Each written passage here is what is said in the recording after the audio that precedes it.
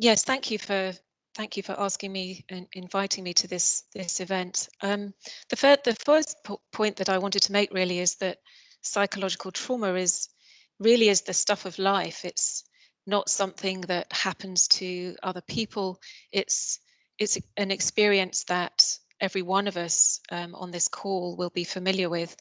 Um, and just as events that make us feel frightened or upset or distressed, they're just as much part of human experience as the events that make us feel joy and love and contentment. This is all part of a range of experiences that we're all capable of having. So it really is everybody's business. It's something, as I say, that doesn't happen to other people. It's something that happens to all of us. So one way to think about psychological trauma is to think of it as a balance. You'll see the weighing scales there on the screen. So on the left are the risk factors, and these are things that can happen throughout our lives. Early in life, it tends to be things like abuse or poverty, neglect, violence, exposure to violence, illness, um, loneliness, loss. These are the big ones when it comes to putting us at risk of developing trauma reactions. But on the other side of the scales are the protective factors, and these are things that buffer us and protect us as we go through life. The early experiences that are going to be protective are, you'll see some of the pictures there, some of the friendships, peer relationships we have when we're little, any kind of routine or predictability in our daily lives will help us. Caregiving, whether it's a teacher who shows us care or a member of staff later in life. Obviously, our interpersonal relationships, if we have close relationships with partners, peers, friends. And this is something, the core role that relationships play is something that happens throughout our lives. And you'll see there, even in for older adults, this is a key protective factor that's going to keep us well. It's the interplay, the interaction between these risk factors and the protective factors that is going to determine our well-being and our mental health, and how we're getting on in life, and what's going to tip the balance. So I just wanted to flag up one of the early experiences that is particularly important if we're understanding trauma, and that's what this is about: attachment. What this little fella here is very good at doing is what babies are designed to do, making a lot of noise and eliciting a response from a caregiver. So hopefully, in an ideal situation, um, this little chap will be picked up and cuddled and soothed. And what he'll learn is that other people can be the source of comfort. And so when he's distressed, he'll learn that if he demonstrates his distress, then somebody will come and soothe him and make things okay. And he'll learn that very early on. And gradually over time, what he'll learn to do is internalize that, and he'll learn how to soothe himself and how to comfort himself. So these are very early lessons that a baby, an infant will learn. And in some ways, they set up a template for later in life on how we think about other people and what we're able to do for ourselves. So again, in an ideal, healthy situation, you're growing up seeing other people as a source of comfort and soothing and help in distress. And you're also growing up knowing how to regulate and manage your distress and your upset internally. So the trouble is, if those lessons aren't learned, if something happens to interrupt that healthy attachment, then this is what can go on to cause problems later on in life. And so you may be familiar with, I was trying to think of a picture that demonstrated this. Anyone who's a cat person will know exactly what I'm talking about. You'll see a kick cling response.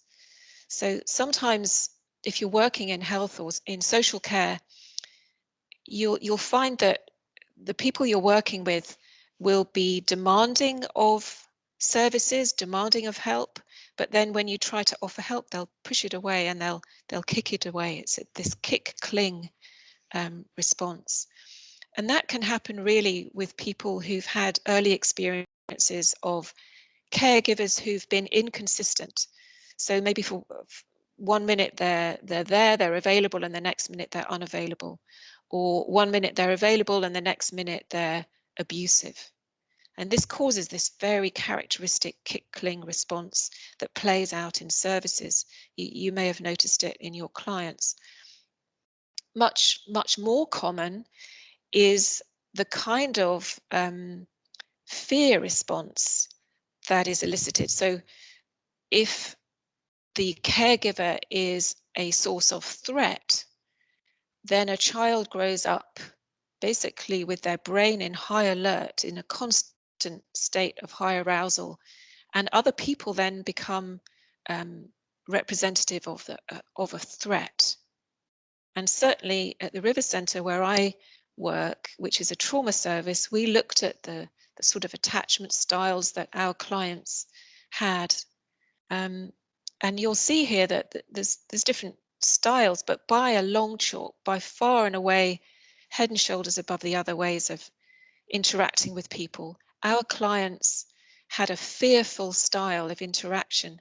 Well, what does that mean? Well, what that means is when they walk through the door of our service, these are the expectations that they have of relationships and of services and what other people will be like: abandoning, rejecting, inconsistent, unresponsive. All of these things, critical, chaotic, uncoordinated, inflexible. This is the expectation that people who have had difficult experiences, traumatic experiences in early life, these are the expectations they will have when they come into contact with us as caregivers. So what does that mean for you and your roles in social care? Well, really the bottom line, I think, is what you do in your everyday work roles really matters. And the reason it really matters is that any interaction that you have with somebody who's been affected by trauma, whether it's in their early life or later in life, doesn't really matter when, but somebody affected by trauma, your interaction with them is an opportunity for recovery and healing. It's an opportunity to start chipping away at some of the expectations that they have. And you'll see here on the slide the main principles that underpin trauma-informed organizations. And these are safety, trustworthiness, choice, collaboration, and empowerment. And this really needs to be in the DNA of an organization, of a team, and of the way that staff interact with clients. So that's all well and good, but what I would say, and what's become very, very apparent, I think the pandemic has put this really in the spotlight. You know, sometimes those of us who work in mental health and well-being think, well, it's taken a global pandemic for us to realize how important staff welfare is. And what it's shone a spotlight on is the fact that if you don't look after yourself, if you don't feel supported, if you're not supported, then you can't be in a position to look after other people. It's very difficult if you don't feel supported yourself for you to be in a role where you need to support and care for others.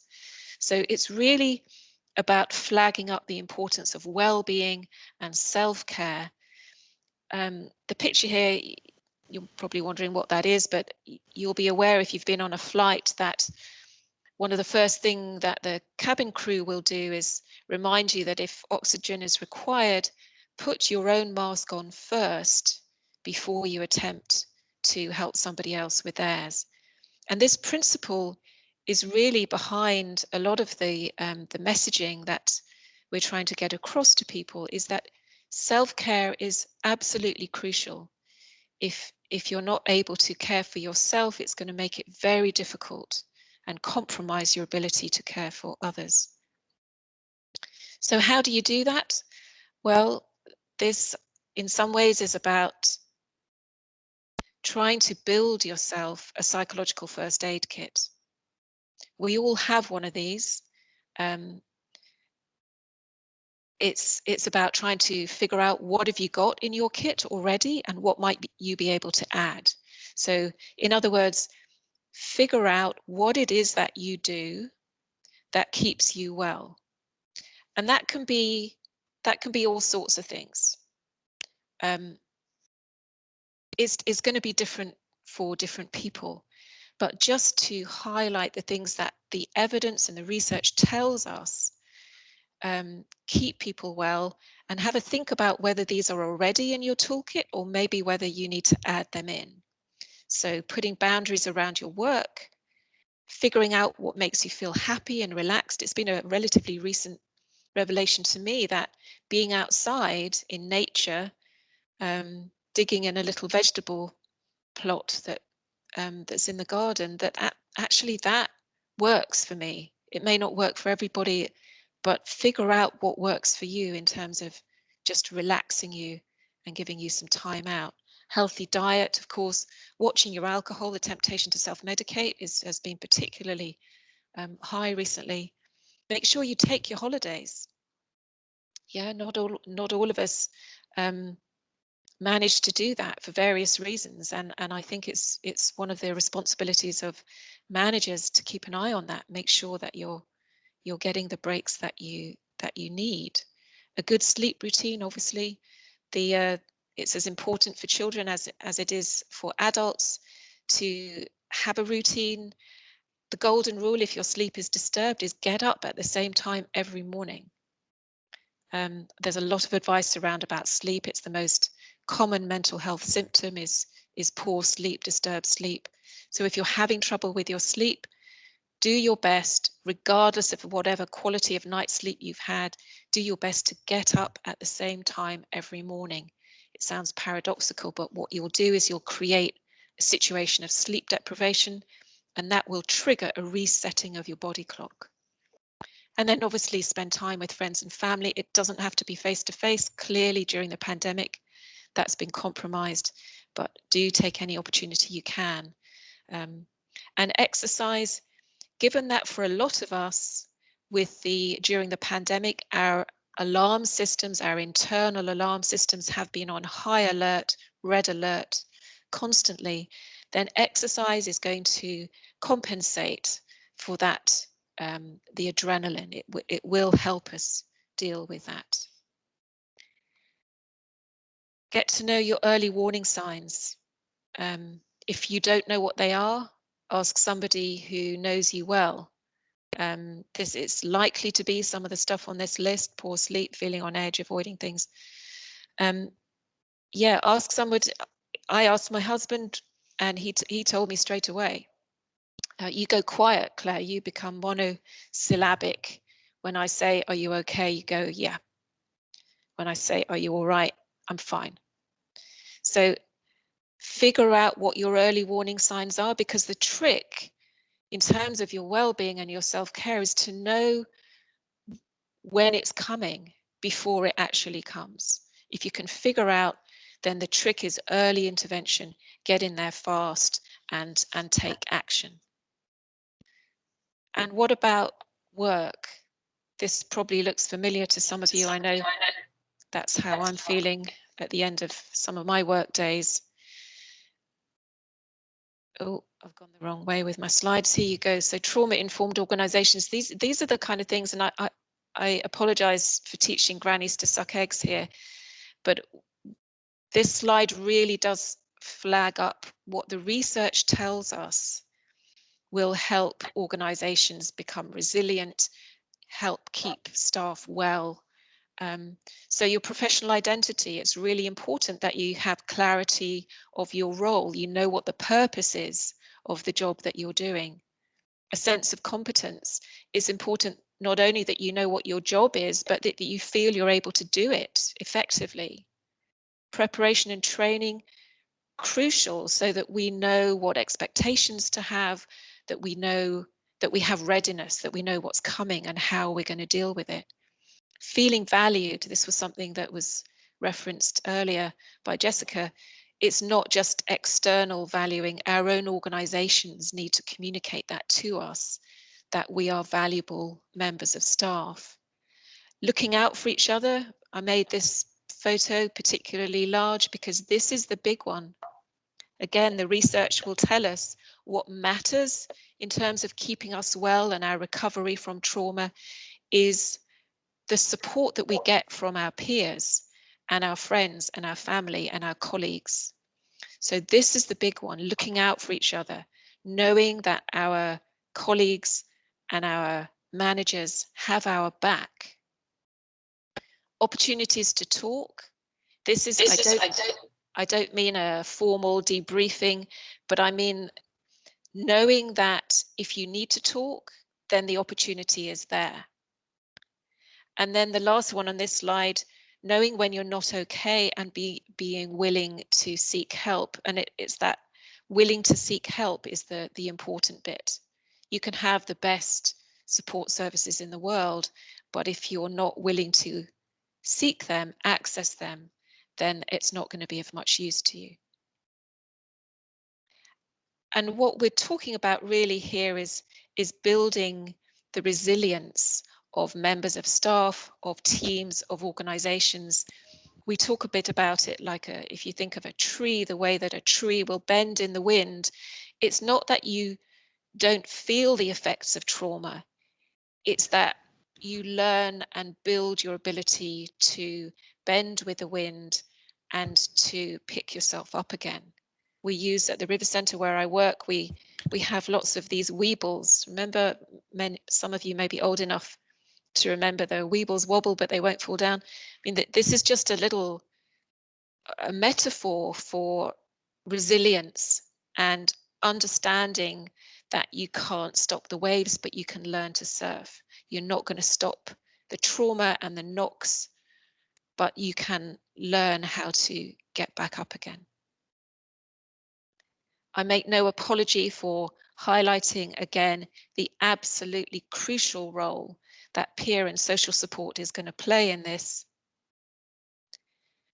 And in terms of staying well, just to summarize my main messages, most of us, most of the time, are going to cope well. We will get through this.